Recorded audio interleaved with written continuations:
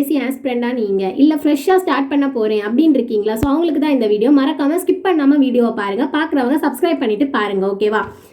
சரி, ஃபஸ்ட்டு நான் என்ன தப்பு பண்ணேன்னு சொல்கிறேன். நான் வந்து இப்போ தான் பிகினராக படிக்கலாம் அப்படின்னு உள்ள தாட்டில் வந்திருக்கேன். படிக்கும்போது என்ன பண்ணேன்னா 2-3 சேனல் பார்த்தேன். ஸோ நான் இதுக்கு முன்னாடி ஃபாலோ பண்ணிட்டு இருந்த சேனல் தான். பார்க்கும்போது அவங்க டைம் ஷெட்யூல் எல்லாம் போட்டிருந்தாங்க. சரி, நமக்கு இதை ஃபாலோ பண்ணுவோம் அப்படின்னு சொல்லிட்டு ஃபாலோ பண்ண ஸ்டார்ட் பண்ணிவிட்டு ஒரு 1 மந்த் நியர்லி பாலிட்டிக்ஸ். அதுக்கு முன்னாடி நான் வந்து ஒரு ஐடியா எதுவுமே இல்லாமல் மெஷர்மெண்ட் சயின்ஸ் தான் எடுத்தேன். ஸோ 5 மார்க் தான் உண்டு. அதை வச்சு நான் படிச்சுட்டு இருந்தேன். அப்போ தான் தோணுச்சு, சரி நம்ம வந்து ஒரு யூடியூப் ஃபாலோ பண்ணுவோம் அப்படின்னு சொல்லிட்டு ஒரு டைம் டேபிள் ஃபாலோ பண்ணி படிச்சுட்டு இருந்தேன். படிக்கும்போது என்ன ஆகும்னா, பாலிட்டிக்ஸ் மட்டும்தான் போகுதே தவிர்த்து மற்ற எந்த சப்ஜெக்ட்டும் என்ன ஆகல, போக மாட்டேங்குது. அப்போ நல்லா லேக் ஆகிட்டே இருக்குது. சரி, இது வேலைக்கு ஆகாதுன்னு சொல்லிட்டு அந்த டைம் ஷெட்யூல் வந்து ஃப்ளாப்பு அப்படின்னு சொல்லிட்டு விட்டேன். தென் ஒரு 1 வீக் நான் வந்து ரொம்ப படிக்கலை. நான் அந்த டைம் என்ன பண்ணேன்னா, ஸோ டிஎன்பிஎஸ்சியில் பொதுவாக என்ன ரொம்ப முக்கியம்னா, இந்த மாதிரி நிறைய விதமான நேம்ஸ், அதாவது நாலடியா 4 மணிக்கு அடிக்க உங்களுக்கு தெரியுதா? ஸோ இந்த மாதிரிப்பட்டவங்களுக்கு நோட்ஸ் வந்து நமக்கு முக்கியம். ஸோ அது நமக்கு தேடி எடுப்போம். படிக்க ஸ்டார்ட் பண்ணும்போது ஈஸியாக இருக்கும் அப்படின்னு சொல்லிட்டு ஒரு 200 பேஜ் நோட் வாங்கி மொத்தமாக ஒரு நோட் காலி. சரியா? அந்த நோட்டு ஃபுல்லாகவே உள்ள குறிப்பெல்லாம் எழுதியாச்சு. ஸோ உங்களுக்கு இந்த மெட்டீரியல் வேணும்னா எனக்கு வந்து மெட்டீரியல் கேளுங்க, நோட்ஸ்னு கமெண்டில் கேளுங்க. கண்டிப்பாக நான் வந்து ஃப்ரீ நோட்ஸ் தான் கொடுத்துட்ருக்கேன். ஸோ பர்சனலாக எனக்கு மெயில் பண்ணாலும் நான் பிடிஎஃப் ஆக்கி அனுப்புவேன். ப்ளஸ் என்னோடய டெலிகிராம் சேனல்லையும் மே மந்த்லேருந்து நான் வந்து இந்த நோட்ஸ் வந்து அப்லோட் பண்ணுவேன். ஸோ மறக்காமல் சேனலை சப்ஸ்கிரைப் பண்ணிவிட்டு டெலிகிராம் ப்ளஸ் என்னோடய மெயில் ஐடியிலே மெசேஜ் பண்ணி கேட்கலாம். ஸோ மறக்காமல் சப்ஸ்கிரைப் பண்ணுங்கள். ஸோ நெக்ஸ்ட் என்ன பண்ணேன்னா, ஒரு புது நோட்டு வாங்கி மீண்டும் இதாக எழுதிட்டுருக்கேன். ஸோ இப்படி வந்து டைமை வேஸ்ட் பண்ணேன், நான் யூஸ்ஃபுல்லாக ஏதாவது பண்ணணும் அப்படின்னு சொல்லிட்டு பண்ணிகிட்டு இருந்தேன். ப்ளஸ் என்ன பண்ணிகிட்டு இருந்தேன்னா, திருக்குறள். ஸோ டெய்லி வந்து ஒவ்வொரு அதிகாரத்துலேருந்து 10 குறள் படிக்கணும். அப்போ இது வந்து நமக்கு யூஸ்ஃபுல்லாக இருக்கும் அப்படின்னு சொல்லிட்டு கொஞ்சம் யூஸ்ஃபுல்லாக பண்ணிகிட்டு இருக்கும்போது தான் செல்ஃபாக எனக்கு என்ன தோணுச்சுன்னா, நம்ம எதுக்கு இப்படி வேஸ்ட் ஆகுது? ஸோ ஏப்ரல் கொஞ்சம் ஃபங்க்ஷன் எல்லாம் இருக்குது. சரி, ஒன்றும் இல்லை, மேலே சர்ச்சை திருவிழா இருக்குது. அப்போ மே 15க்கு அப்புறம் வந்து நம்மளால் படிக்க முடியும் அப்படின்னு ஒரு மைண்ட் செட் வந்துச்சு. அப்போது தொடங்குவோம் அப்படின்னு சொல்லிட்டு நானே எனக்கு ஒரு டைம் ஷெட்யூல் போட்டுட்டேன். டைம் ஷெட்யூல் என்னென்னா, இந்த மாதிரி படிக்கணும் அந்த மாதிரி ஒரு டைம் ஷெட்யூல் போட்டிருக்கேன். இதை நான் வந்து ஷார்ட்ஸில் அப்லோட் பண்ணியிருக்கேன், பார்க்காதவங்க போய் பார்த்துக்கோங்க. ஸோ இந்த டைம் ஷெட்யூல் படினா ஒரு 5 to 10:30 நைட் வரை படிக்கிற மாதிரி இருக்கும். இடையில நமக்கு முடியும்.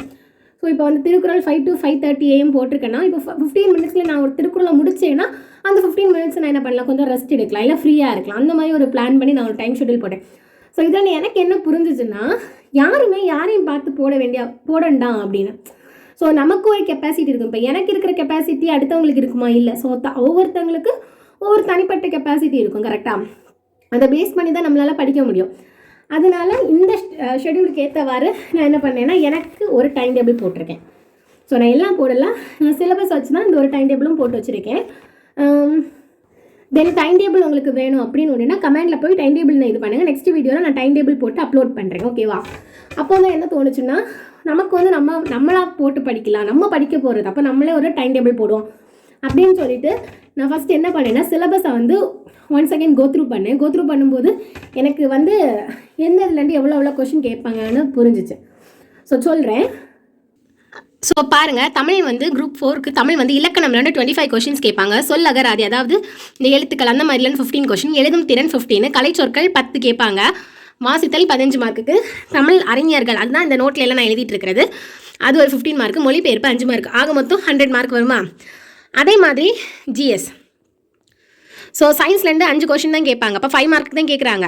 ஜியாகிரஃபிக்கு அதே மாதிரி 5 questions, history 10 questions, Indian polity 15, economic and administration 20, history and culture of Tamil Nadu 20, maths வந்து 15 வந்து ஆப்டிடியூட் லெவலும் 10 வந்து ரீசனிங்.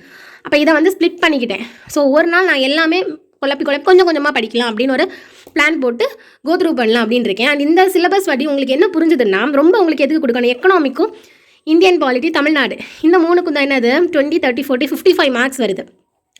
ப்ளஸ் 25 மார்க்ஸ் இங்கே இருக்குது. அப்போ இவ்வளோத்துக்கும் நம்ம ரொம்ப ஃபோக்கஸ் கொடுத்தாலே நம்மளால் என்ன பண்ண முடியும், ஜிஎஸ்க்கு ஓவரால் நல்ல மார்க் எடுக்க முடியும். தென் வந்து தமிழும் அதே மாதிரி தான், இலக்கணம் நல்லா நம்ம இது பண்ணாலே நம்மளால் என்ன பண்ண முடியும், நல்ல மார்க் ஸ்கோர் பண்ண முடியும் அப்படின்னு ஒரு பிளான் பண்ணி தான் நான் அந்த டைம் ஷெட்யூல் வந்து போட்டேன். ஸோ உங்களில் அது எத்தனை பேருக்கு யூஸ்ஃபுல்லாக இருக்கும்லாம் எனக்கு தெரியல. நான் போட்டது எனக்கு யூஸ்ஃபுல்லாக இருக்கும். இந்த டைம் ஷெட்யூல் ப்ளஸ் இந்த டைம் டேபிள் உங்களுக்கு வேணும்னா மறக்காமல் என்னோட கமெண்டில் போய்ட்டு டைம் டேபிள், தென் வந்து நான் எழுதின நோட்ஸ், ஹேண்ட் ரிட்டன் நோட்ஸ் வந்து ஃப்ரீ ஸ்டடி மெட்டீரியலாக கொடுக்குறேன். ஸோ அது உங்களுக்கு வேணும்னா நோட்ஸ்னு கமெண்ட் பண்ணுங்கள். ஸோ இந்த வீடியோவுக்கு ஒரு 1K வியூஸும் ப்ளஸ் வந்து ஒரு 500 சப்ஸ்கிரைபர்ஸ் எனக்கு கிடச்சுன்னா நெக்ஸ்ட் வீடியோ கண்டிப்பாக நான் ஒரு நோட்ஸ் வந்து உங்களுக்கு அப்லோட் பண்ணுறேன். ப்ளஸ் மறக்காதீங்க, எல்லா ஸ்டடி மெட்டீரியலும் ஃப்ரீ ஸ்டடி மெட்டீரியல் தான் கொடுக்க போகிறேன். ஸோ மறக்காமல் சேனலை சப்ஸ்கிரைப் பண்ணிட்டு பாருங்கள். தேங்க்யூ.